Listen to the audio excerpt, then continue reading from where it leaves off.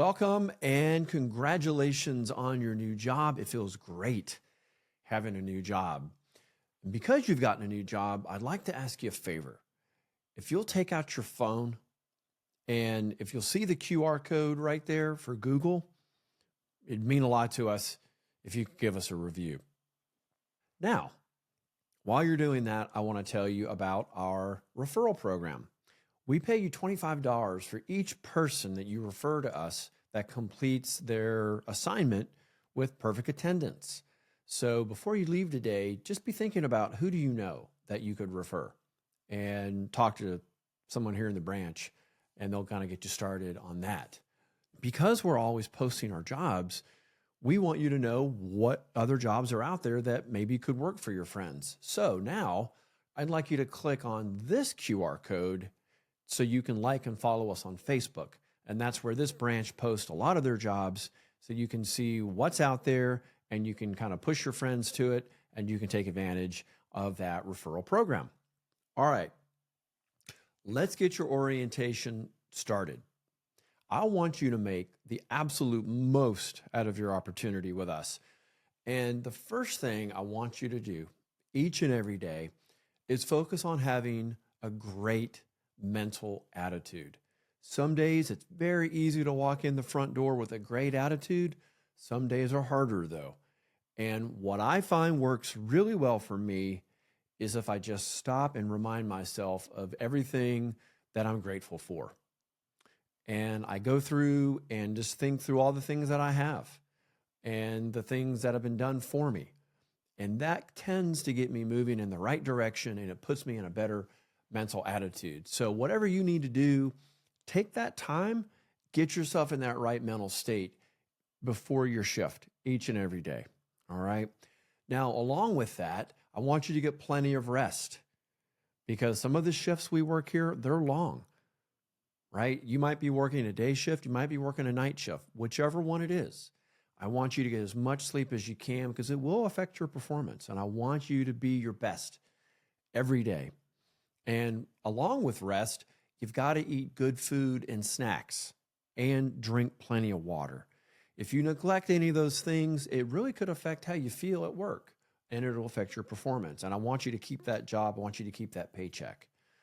Now, speaking of working hard and doing a great job and keeping your paycheck, I do want you to work hard every day and take advantage of this new opportunity. I think good things come to people who work hard and have a great attitude. It shows up because not everybody has that every day. And if you bring that attitude, you will stand out. And speaking of standing out, that'll help you make a great first impression. First impressions are what they say. It's your only time to make them. So one way to make a great first impression is to learn your responsibilities quickly on that first day. Do everything you can to really understand what it is that you're being asked to do, and that'll help you make that great first impression right away. Another thing you can do is be on time every day. Show up 5, maybe 10 minutes early. Get prepared. Maybe that's the time you work on the mental attitude by just giving yourself a few minutes before the shift starts.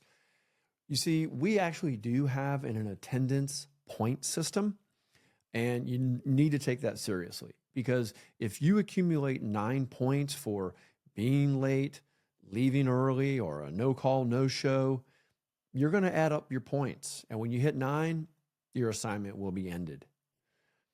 Now, we have a dress code. No ripped jeans, no extremely loose clothes. I want you to talk to your staffing coordinator right here in this branch to get the specific details for what this client wants, but we do have a dress code. Another great thing that you can do to make sure you've got a great experience with us and with this client is to be a great communicator, right? It all starts with communicating with your teammates, with your shift leader, with your coworkers. Most problems can be avoided when you communicate about a problem or a safety concern. You need a sick day, there's a workplace conflict. The best thing to do is communicate right away, and in some cases, communicate in advance. Teamwork, so important. We love team players. And we want you to really bond with your team at work and bond with us here in the branch. Because the closer we're bonded together, the better we can work together as a team to overcome whatever problems, whatever challenges are going to come up, because things are going to come up. And one of the things that tends to come up for people is they lose focus. So I want you to stay focused. Okay. What happens over time is people get lazy and they tend to lose focus. They get a little sloppy. That might take some shortcuts. I want you to focus on keeping your work quality high. Don't get too comfortable once you get into this thing a couple weeks and think, oh, I've got this. Stay humble and stay focused. That'll help you keep your work quality high, and that'll keep that great first impression going.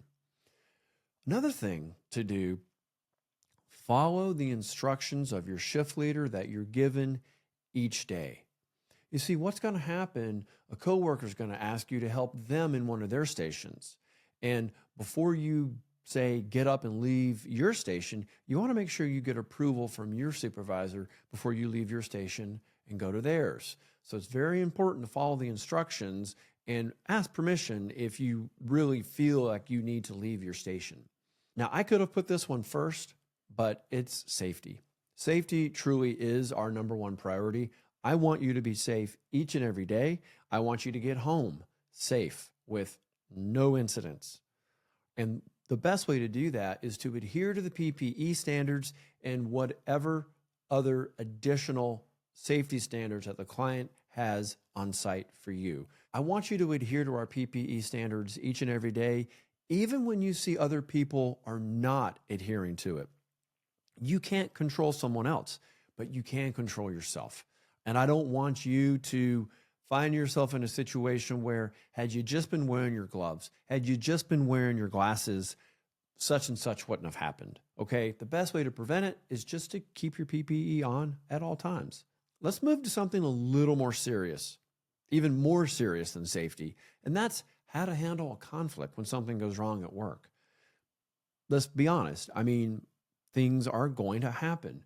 And when a conflict is present, I don't want you to get defensive and start arguing. The best thing you can do, just work on keeping your emotions in check. Take a big breath, relax, and remember, you're in the situation, so you have to take responsibility for yourself, right? Don't start blaming others. That's not going to help your situation when you're doing that. And always show a good attitude if you're involved in a conflict and someone is coming to you and trying to help you fix the situation, make the situation better. Show a good attitude about fixing the problem, about fixing the mistake, and getting better. Most of the time, showing a good attitude is the best way to get out of a conflict about anything happening there at work. Time cards. You are responsible for clocking in and clocking out each day. And that also includes clocking out for lunch and clocking back in for lunch. I want you to pay attention to that every day. So make sure your time is being recorded accurately. Now, we do pay weekly based on verified time cards. And that's the key word there, verified. I can't pay you accurately until your time is verified. Who verifies it? The client. That's why you need to be checking that accuracy daily.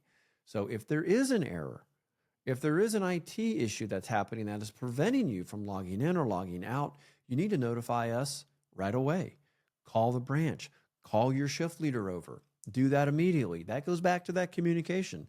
Communicate immediately. For any reason your check is not right, remain calm, call the office, and know we will do everything we can to get your hours verified and we'll get you paid as soon as possible. But there are scenarios when time hasn't been checked, time wasn't verified, and the cutoff period is missed. And that means that pay doesn't come till next week. Let's talk about a few things not to do at work before we finish with how to get promoted to a shift supervisor.